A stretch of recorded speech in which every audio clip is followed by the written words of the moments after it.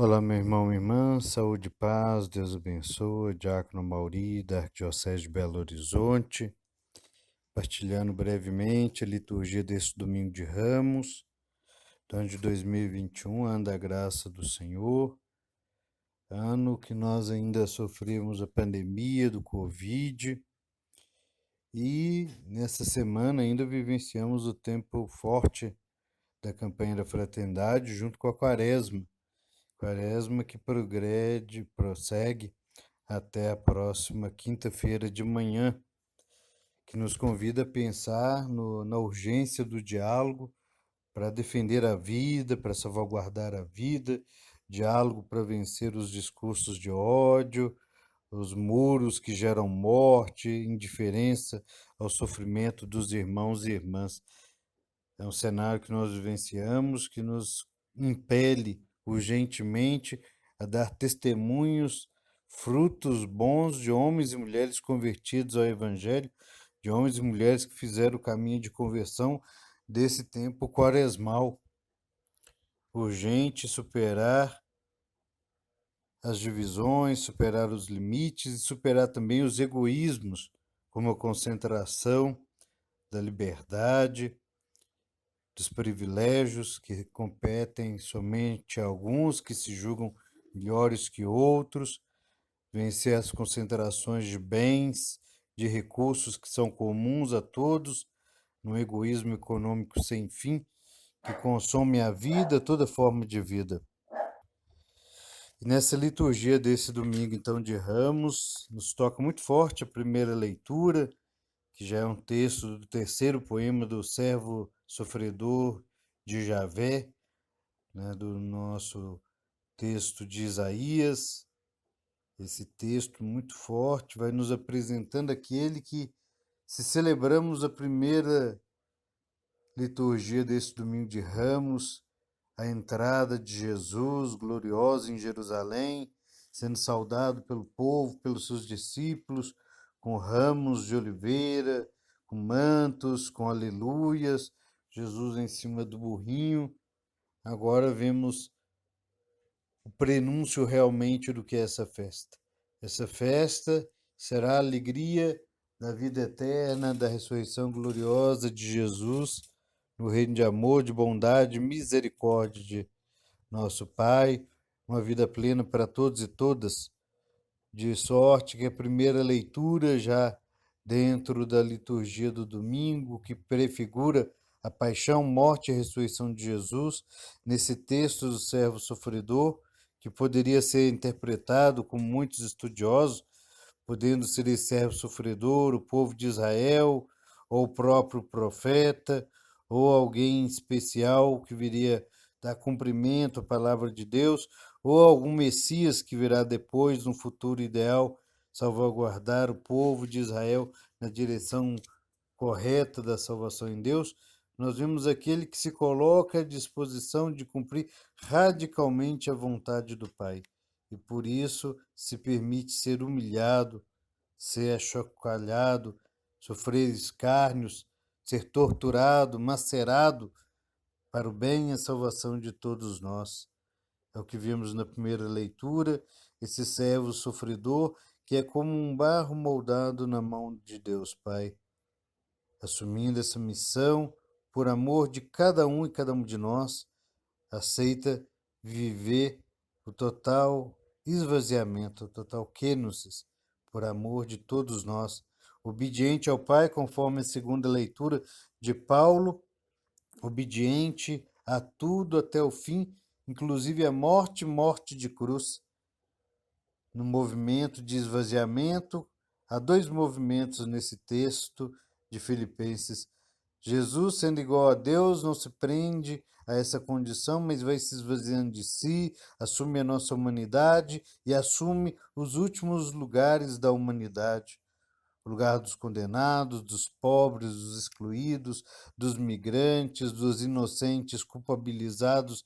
pelos seus problemas que são frutos das mazelas, fruto do egoísmo, da exploração consumista, dos privilégios dos ricos, poderosos e políticos deste mundo. Jesus se esvazia a tal ponto que aceita ser massacrado, torturado, humilhado, morto por amor a cada um de nós. E no movimento de ascendência, esse Deus de bondade e misericórdia que por nós, nesse movimento de que por nós se esvazia até os últimos lugares, o último dos lugares, Jesus também agora faz um movimento ascendente de ser tão humano que, como nos recorda, né, alguns teólogos, de tão humano só podia realmente ser Deus. Só Deus poderia assumir os últimos lugares de todo o sofrimento humano para nos libertar para uma vida plena de alegria, de liberdade, de felicidade, de direitos, de dignidade, de cidadania. Nessa perspectiva, nós contemplamos então o Evangelho da Paixão segundo Marcos, o Evangelho que nos ajuda a perceber de forma objetiva que os poderes deste mundo massacram a todos e todas que lutam pela vida, desde cada homem e mulher, pobre, simples, trabalhador, criança, jovem, mulher, homem, negro, índio, LGBT e tantos outros perseguidos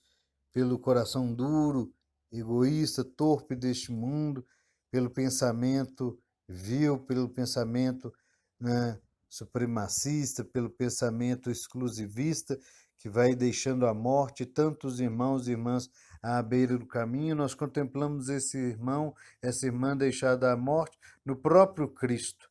que é crucificado por aqueles e aquelas que se dizem ouvintes da palavra de Deus, a religião no Sinédrio que vai julgar Jesus. É um dos poucos momentos do texto bíblico onde Jesus assume realmente a sua messianidade. E nós vemos Jesus largado, abandonado à sua própria sorte. Seus próprios discípulos fogem. O discípulo prefere fugir nu do que estar junto com seu mestre até o fim. Realmente aquela pergunta continua gritando forte nos nossos ouvidos, a pergunta do Evangelho de Marcos. Quem é Jesus para nós? Qual Jesus anunciamos? Qual Jesus seguimos? Ser verdadeiro cristão, verdadeira cristã, é seguir Jesus até o fim, até a cruz, até a morte, porque só morrendo com Cristo poderemos ressuscitar com Ele. Este Evangelho ainda muito forte nos recorda esse caminho que Jesus irá fazer por amor de todos nós e que somos convidados a segui-lo, de esvaziamento total de nós, de nossas vontades, de nossos pensamentos, sentimentos, de nossas vaidades, para deixar reinar em nós a vontade, o pensamento, o amor, o bem-querer de Deus por todos e todas. Como Jesus, possamos nos colocar firmemente como servo sofredor, deixando-nos dominar, vivenciar radicalmente os planos amorosos, misericordiosos de Deus, que se compadece de todas as nossas misérias e vem em nosso socorro, em nosso resgate, a partir do seu Filho Jesus, que agindo na força do Espírito Santo, se faz aquele Messias novo, o Messias não esperado pelos judeus, mas o Messias necessário, urgente para a nossa humanidade, especialmente nesses tempos de necropolítica, de tanta morte, tanto ódio, o Messias servidor, o Messias amoroso, misericordioso, o Messias que começa a salvação a partir das quebradas, das periferias, dos lugares e situações, circunstâncias das pessoas mais excluídas.